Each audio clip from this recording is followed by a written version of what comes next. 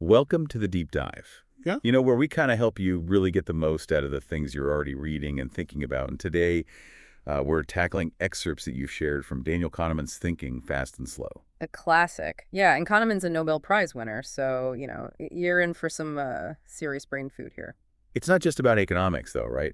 This book goes way deeper into how we make decisions in, like, every aspect of life. Exactly. It all starts with understanding that we're not always the rational actors we think we are. And Kahneman, lays this out really well with this idea of two systems at play in our minds. Okay, let's break those down. So system one is like that instant reaction when you swerve to avoid a plot hole before you even consciously realize it's there. Yeah, that's a great example. It's fast, intuitive, emotional, driven by instinct and heuristics. Really efficient for, everyday decisions, but it can lead us astray. And that's where system two comes in. Right. Think of system two as the mental heavy lifting part of your brain. It's slower, deliberate, logical, the one you use to solve a complex problem or plan a strategy. But if system two is so great, why do we ever make bad decisions? Because, as Kahneman points out, system two is kind of lazy. It prefers to conserve energy, so it often defaults to system one's quick judgments, even when they might be flawed. Ah, so that explains, those impulse purchases I always regret, like, ooh, shiny object, must have it. And later, why did I buy this? Exactly. Kahneman calls this the illusion of control. We overestimate our own abilities and underestimate the role of chance. Think of stock traders, they often attribute their success to skill when studies show it's largely random. So are you saying we're basically just rolling the dice with most of our choices? Not exactly. We do have agency, but we need to be aware of these underlying systems. Yeah. Have you ever thought back on a decision and realized, wow, my gut feeling really steered me wrong there? Oh, all the time. Especially with online shopping. Yeah. Those targeted ads get me every time. Which, speaking of sneaky influences, brings us to this whole idea of priming. Right. This is where it gets really interesting. Priming is the idea that just being exposed to certain words or ideas can influence our subsequent thoughts and actions without us even realizing it. It's almost subconscious manipulation. Yeah, this part of the book totally blew my mind.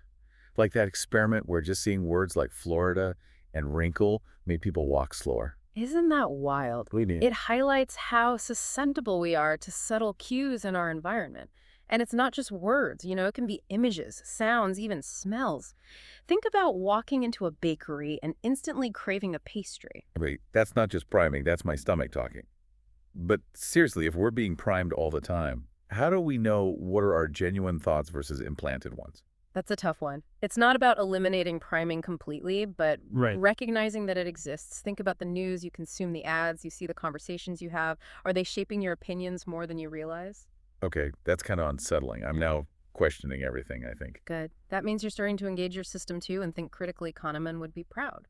All right, so moving on from the subconscious mind games to something maybe a bit more straightforward, this concept of cognitive ease. This goes back to System two's laziness. Our brains prefer things that are easy to understand and process. We're drawn to clarity and familiarity. Makes sense. No one wants to struggle through something confusing. But this preference for cognitive ease can trip us up when making decisions. Kahneman points out that we're more likely to believe a statement if it's written in a clear, bold font, even if the content is dubious. So it's like judging a book by its cover, but for information, presentation over substance wins. It can, especially when System 1 is calling the shots. We need to be aware of this tendency and learn to pause before we buy into something just because it feels right or looks appealing. So step one, don't trust my gut. Step two, question everything. What's step three in Kahneman's guide to better thinking? Step 3, brace yourself, because this one hits us right where it hurts loss aversion. Okay, yeah, loss aversion was a big aha moment for me when reading this book. It's that feeling that losing something hurts way more than gaining something of equal value feels good. It's a powerful concept, and it explains a lot of seemingly irrational behavior, like why people hold on to losing stocks hoping they'll rebound instead of cutting their losses and investing elsewhere. Yeah, it's like that sunk cost fallacy, right? Mhm. The more we invest in something, the harder it is to walk away, even if it's logically the best move. I'm definitely guilty of that in my own life, not just with money, but with relationships and projects too. It's incredibly common. Think about the opportunity cost of holding on to those losing stocks. What could you gain by investing that time, money, or energy into something new? Okay, that's a really good point. Loss aversion is making me rethink some of my life choices right now. And that's precisely the point of understanding these concepts. Yeah. It gives us a new lens to examine our own behavior and potentially make more rational choices. All right, so far we've learned to distrust our gut, question everything, and accept that losses hit us harder than wins. What other mental traps has Kahneman uncovered? Let's talk about framing effects. This is where things get really sneaky. Oh yeah, framing was another big one for me. It's like realizing how much the way information is presented influences our decisions, even if the underlying facts are the same. Exactly. One of the most powerful examples Kahneman gives is the classic disease outbreak scenario. Remember that one? That's the one that always sticks with me. It shows how our decisions can completely flip-flop just based on how the options are worded, even if the outcome is the same. Makes you wonder, are we really in control of our choices? It raises some very interesting questions about free will, and it shows how susceptible we are to manipulation through clever framing. Think about how political campaigns use framing. One side might call a policy a tax burden, while the other calls it an investment in the future. Same policy, different emotional reaction. Whoa. Yeah, that's scary how much power framing has over us. It is, but by recognizing this, you can start to see past the spin and judge things on the merits. Okay, so step 4, be wary of framing. Is there any hope for us to be rational thinkers after all this? Absolutely. We're just scratching the surface here, but the more we understand these cognitive biases, the better equipped we are to overcome them. Well, my brain is definitely feeling a bit overloaded, but in a good way. It's like Kahneman is giving us a user manual for our own minds. Can't wait to see what other insights he has in store for us. Ready to keep exploring the inner workings of your mind. Kahneman doesn't let up in the second half of the book. Bring it on. Now that I'm aware of all these biases, I'm kind of obsessed with like spotting them everywhere. Yeah. It's like a whole new way of seeing the world. That's exactly what Kahneman wants us to do, become more conscious of how our minds work. So let's dive into one of his most groundbreaking concepts, prospect theory. Okay, prospect theory, that rings a bell. Wasn't that what he won the Nobel Prize for? You got it. It revolutionized how we understand decision making, especially when risk and uncertainty are involved. Traditional economic models assume that people are always rational, weighing costs and benefits objectively. But Kahneman showed that's not how our brains actually work. So what does prospect theory say about how we actually make decisions? It all comes down to our reference point. Think of it like your current situation, your status quo. We don't evaluate potential gains and losses in a vacuum. We compare them to where we are right now. Interesting. So it's not just about the absolute value of something, but how it compares to what we already have or expect. Exactly. And here's the kicker. We feel the pain of a loss much more intensely than the pleasure of an equivalent gain. Remember loss aversion? It's built right into prospect theory. Ah, so it all connects. So if I'm offered a gamble with a 50-50 chance of winning $100 or losing $50, prospect theory would say I'm more likely to focus on that potential loss, even though the potential gain is bigger. Precisely. Most people would turn down that gamble, even though mathematically it has a positive expected value. We're wired to avoid losses more than we're driven to seek gains. That explains why I'm so hesitant to invest in anything, even if it has the potential for like huge returns. Yeah. That fear of losing money just looms so large. And that's completely normal. Prospect theory helps us understand why. It also explains why people sometimes make seemingly irrational choices, like holding on to those losing stocks we talked about. They're trying to avoid the pain of realizing that loss. Okay, that makes sense. So if loss aversion is part of prospect theory, what else does it tell us about how we make decisions under uncertainty? Another key element is the diminishing sensitivity to gains and losses. The impact of a gain or loss shrinks as the magnitude increases. Well, I need an example. That one's a bit abstract for me. Think about winning $10 versus $20. That feels like a significant difference, right? But the difference between winning $1,000 and $1,010 feels less impactful, even though it's still $10. I see. So our emotional response doesn't scale linearly with the amount of money involved. Exactly the same applies to losses. Losing $100 feels a lot worse than losing $50, but losing $1,000 doesn't feel twice as bad as losing $500. Our emotional scales are wonky. Okay, I'm starting to see how this plays out in real life.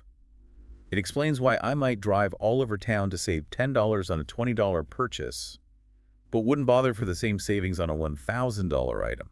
A perfect example, prospect theory in action.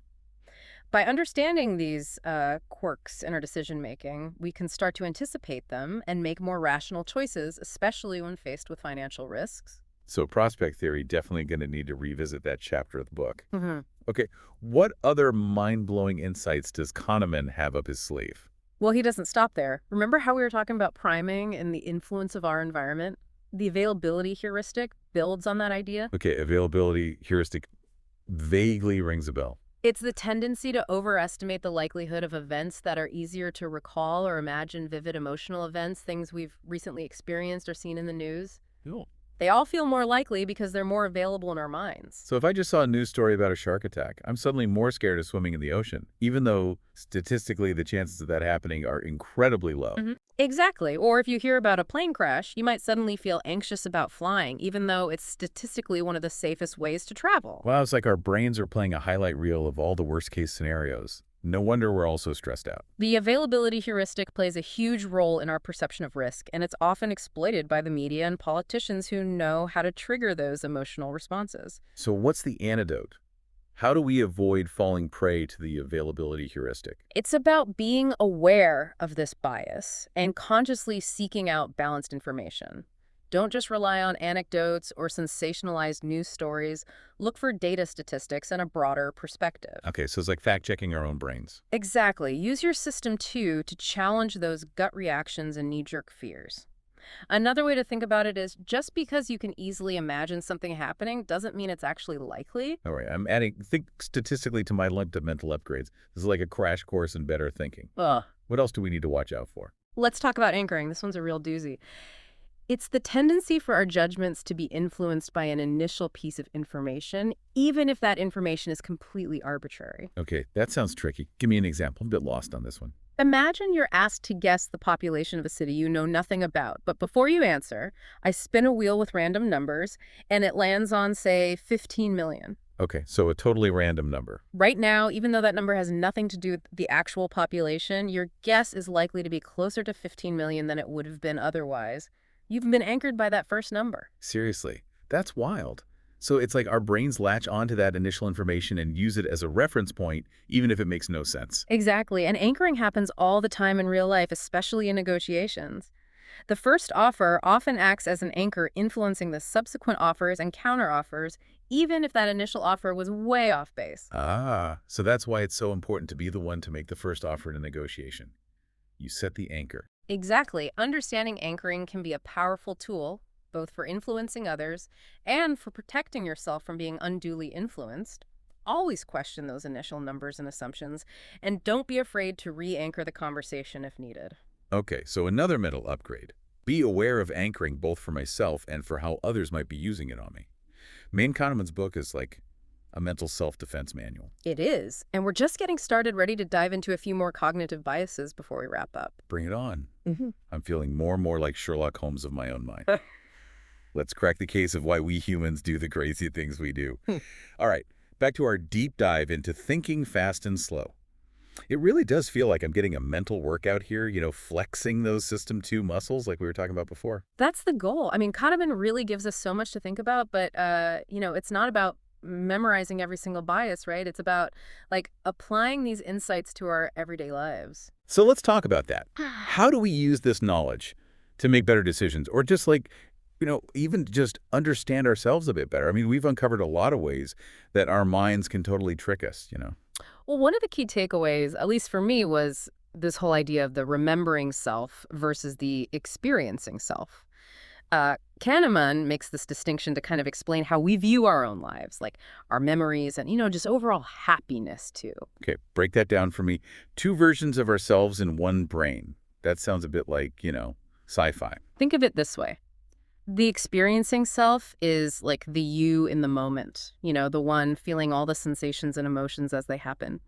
But the remembering self, that's the one who tells the story of your life. It shapes your memories and, how you interpret those experiences over time. So it's like our memories aren't always accurate reflections of what actually happened? Exactly. Kahneman says the remembering self often kind of prioritizes the peak and the end of an experience rather than the whole thing. If you go on a vacation that's mostly enjoyable but ends with just a terrible flight home, well, your remembering self might focus on that, negative ending, and that can really color your whole perception of the trip, even if it was great. Oh, man, that is so true. I've totally had vacations just ruined by like a delayed flight or lost luggage, even if the rest of the trip was amazing. It's called the peak end rule, and it kind of explains, why we might remember a concert as being incredible, even if most of it was just okay, as long as that, final encore was spectacular.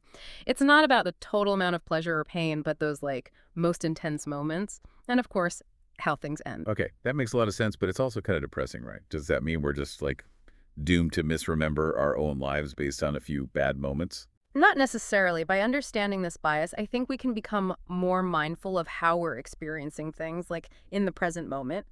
Kahneman suggests things like keeping a journal or, taking photos during an experience to create a more like balanced and accurate record of what actually happened. So you can look back and remember it all. That's a good tip. Capture those good moments along the way, and not just let the ending define the whole thing. So with all these biases and heuristics that we've been talking about, is there any hope for us to be rational thinkers at all? Of course. The first step is always awareness. Now that you know about these tendencies, you can start to spot them in yourself and in others too, which can be really interesting. Right. It's like we have this new set of mental tools, right, to deconstruct our own thinking and make, hopefully make better choices. Exactly. Kahneman's book is really a call to action, I think. He wants us to become more, conscious and deliberate in our thinking. It's not about becoming some kind of robot. It's about using both our intuition and our reason, our system one and system two, Yeah. in a more like balanced way. So what's the biggest takeaway here? If we could distill all this down to one piece of advice for our listeners, what would it be? I'd say cultivate a healthy skepticism about your own thinking. Question your assumptions, especially when making important decisions. Don't just go with like your gut feeling or the first thing that pops into your head. Engage that system too. Slow down and think it through. Okay, that's great advice. So even though this whole deep dive has shown us how flawed our minds can be, it's ultimately a pretty optimistic message, Yeah. right? We can overcome these biases and become better thinkers. Absolutely. Understanding these cognitive quirks, it isn't about feeling defeated. It's about empowering ourselves to make more informed choices and ultimately live, more fulfilling lives. Well said. And I think we've given our listeners plenty to chew on today. Thanks for joining us on this deep dive into thinking fast and slow. It's been a real mind bender. The pleasure was all mine. Keep those mental gears turning, everyone.